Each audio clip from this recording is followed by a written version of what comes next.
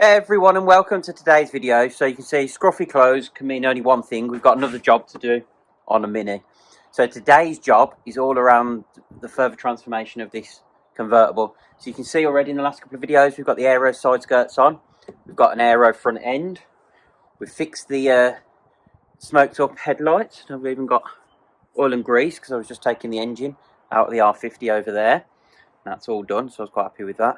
But you can see in the background there, we've got a sneaky little update. So, if we just go into the car for a second. So, one of the things I like to do whenever I get a car is look at the seats. So, for me, I'm just not a fan of standard full leather Mini seats. I know some people like them. It's just not for me. And you can see these are a little bit worse for wear. So if you see just on that corner there, someone's actually hand stitched these. So these have had a repair at some point for whatever reason, airbags, I don't know. But what I did say in the first video is I want to keep those rear seats. So I wanted to get a set of front seats that match those rears, but have a bit more of a sporty feel and look, and just are much nicer than these.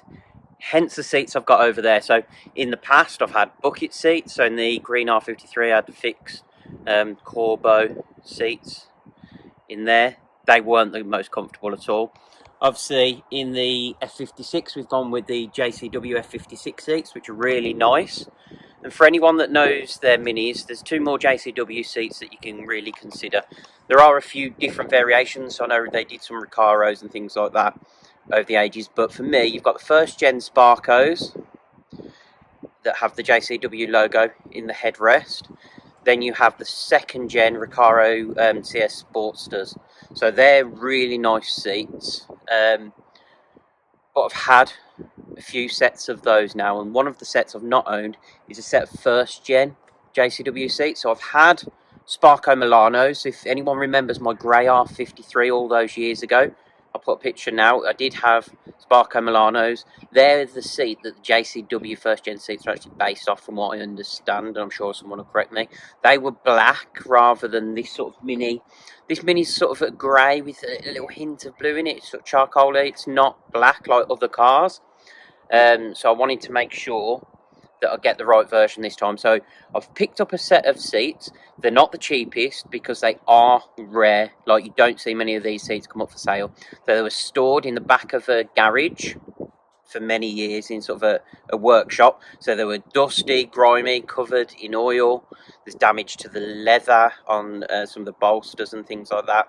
But as I said, they are rare. They don't come up very often.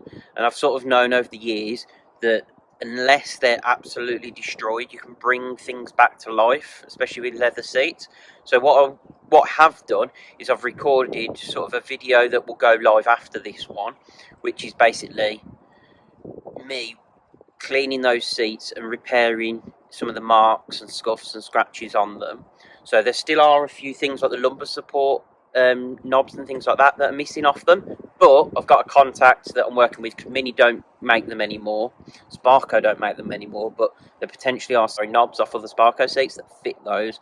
So I'm currently working with the company to try and source those, and hopefully if they do, I'll try and get hold of as many as possible so that I can put those back into the Mini community if anyone else is missing any. What I'm going to do now is whip the seats out and throw the new ones in. I will cover off how to sort out the airbag sensors as well, or the airbag wiring, so that we don't get a light on the dash. For anyone that wants to see the after, I'll stick a shot in now of the after. If you want to see how to fit them, stay after that clip and we'll show you exactly how to fit JCW seats, or to be fair, any seat, whether they're aftermarket or those, into an R52. Okay, for those that don't want to hang around for how to fit these, you're just interested in what they look like, there you go. So they look super smart. I'd love to be sat in them, but I'm filthy dirty from taking the engine out of the other car. But you can see there, they look really good. So let's get that door shut. And that leather matches perfectly. And that front view, love that front view. So yeah, it's a really nice seat upgrade. So anyone thinking, I'm sure people in the comments will say, yeah, they're super heavy. Yes, they are, but it's a convertible. It's not going to be setting lap times at the Nürburgring. So I want comfort as well as sporty looks. I think that's the best of both worlds. They're period correct. They match those rear seats. So for those that want to hang around and see how to fit them, we'll flip to that video now. Okay, first thing you need to do before you get started with anything to do with the seats is disconnect your battery. So it's in the boot on an R52. Take the rear carpet up, you'll find it. You need just, I think it's a 10mm, just to remove each of these connections and then just put something underneath them so that they don't reconnect by accident. Just so, because we're dealing with airbags in these seats, we don't want any warnings on the dashboard. We don't want to set any airbags off. So first of all, before you touch anything on a car in regards to the seats, get that battery disconnected. Okay, so to remove the seats, all you need is a T40 bit, and you've got 1, 2, and then if we slide the seat forward, you can see in the back we've got 3 and 4th bolt there. So we just need to whip those 4 bolts out first, and then we'll deal with the wiring next. Okay, so you don't need an impact gun. It's a bit overkill, but it's what I've got to hand. So if we just come in, down, I'll have to turn the torque down a bit.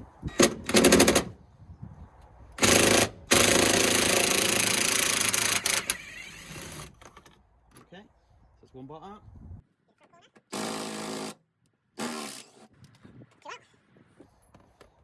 Slide the seat forward. And then you've got one here. We need to keep hold of these bolts because we're going to fit the new seats with them. That's 4 bolts out. Right, and this is the point we make sure we've double, triple checked our battery's disconnected before you move to the next step. Okay, so if you lean the seat back, all the way back, fold this forward by flipping the handle so you've got the seat crunched up. It gives you a bit more room to work because you've got these 3 wires that you need to disconnect. So we've got, I think it's a heating element is one of them. You've got the airbag, and I think then you've got the thing for the seat belt as well. So we need to disconnect each of those. This is where you need to make sure you've disconnected the battery before you do this, otherwise you are going to get a warning light. Let's whip those out. So this one's slightly different. So pinch right at the bottom. I might need to stick the camera down, but you basically pinch that and pull down. Okay, so once you've got those 3 cables disconnected, there's sometimes a little clip here. Just bring that off so your cables are completely separate from the seat. You can whip that seat out the car now.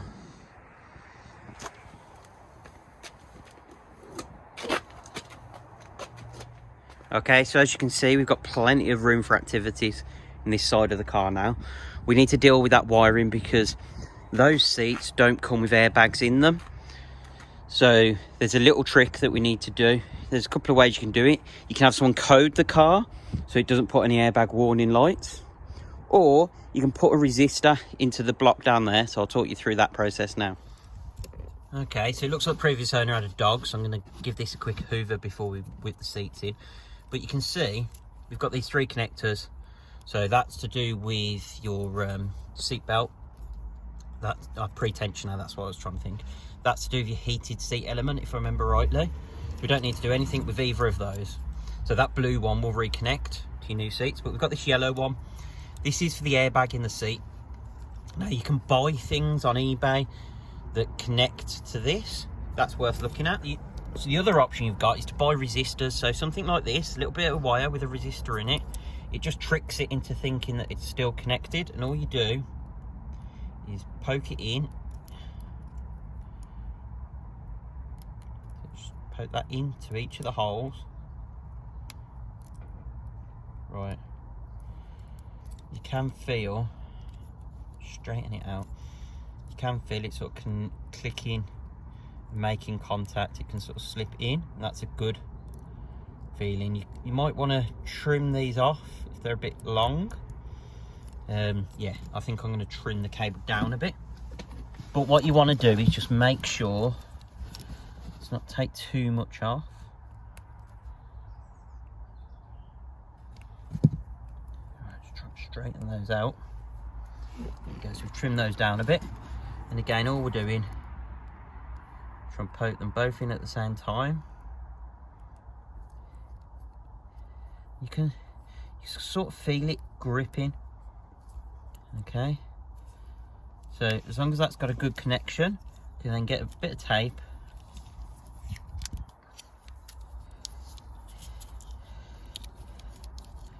Wrap that up so nothing, not the neatest, but you're never going to see it. Okay, so that's all wrapped up now, so nothing can make any connections to it.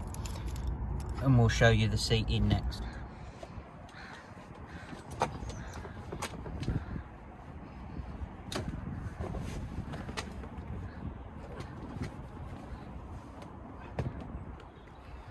Right, okay, so we've got the seat in.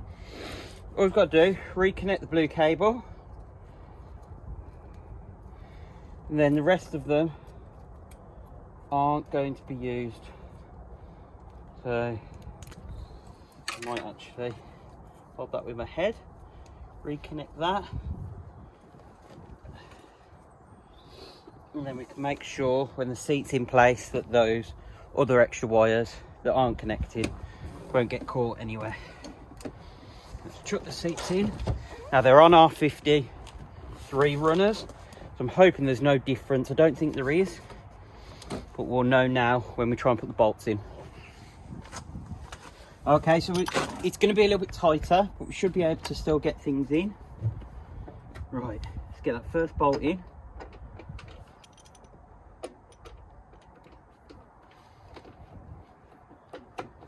Do it all by hand to start with. You're not cross-threading anything, and it gives you some wiggle room to get that second bolt in.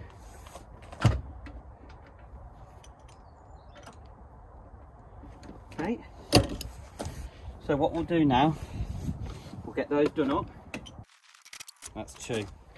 And you heard me mention at the beginning of the video, we've got bits of trim missing, so we've got one of these on the other seat, and then both on these adjusters.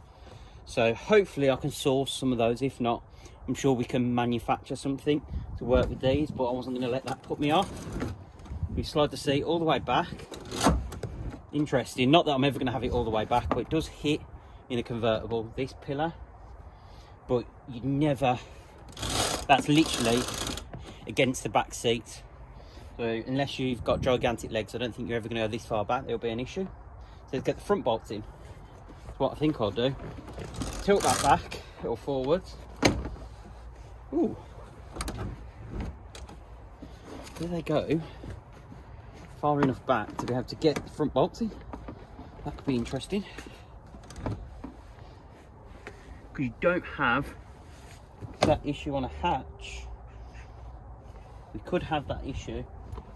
Now, obviously you saw the seats come out, so I can get those hand tight in. What I'm going to have to do is use a smaller tool. See, I'll need it on a basic small ratchet and do that. We'll get those front bolts in. Okay, to get these bolts at the front, because these seats extend, because I suppose that you've got the leg rests, etc. You're just going to need a little ratchet like this, just to be able to get those in at the front. So I'll do that off camera because it's going to be boring watching me do that for 10 minutes. Okay, so now we've got the 4 bolts done and the clip. That seat is in. And my God, what a difference between those front two seats. So if we come in and look from the front, it just looks so much better. I'm really pleased with that. So let's get this ugly driver's side seat out. But what a difference the seat makes to an interior.